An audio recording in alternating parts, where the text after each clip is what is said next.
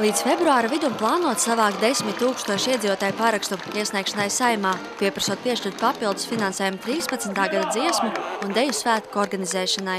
Trešo gadu valsts naudu nepiešķir tautas mākslas kolektīvu vadītājiem, tomēr jau martā plānotas pirmās reģionālās dalībnieku skates.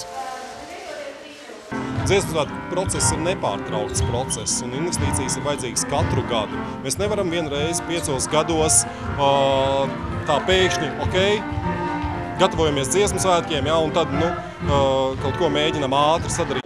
9. gadā likvidētā valsts dotācija kolektīvu vadītāju algām pašdarbniekus Latvijā nostādījis nevienlīdzīgā situācijā. Atalgojums uzlikts uz pašvaldību pleciem, kuru finansu iespējas esot atšķirīgas.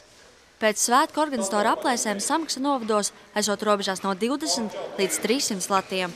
No Ogres pašvaldības 27 miljonu budžeta pašdarbniekiem atvēlēt te 100 000.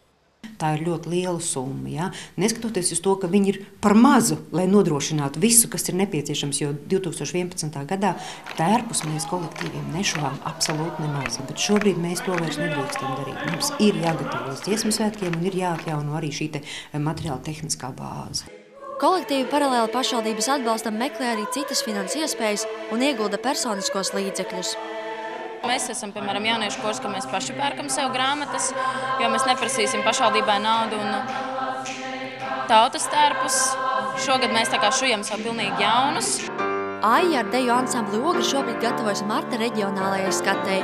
Dejā aizvadīti 20 gadi, piedalīsies 3 deju svētkos un ir pārliecināta, dejos arī nākamgad. Mēs visi satiekamies, visa Latvija kopā un tās sajūtas patiesībā nav aprakstām.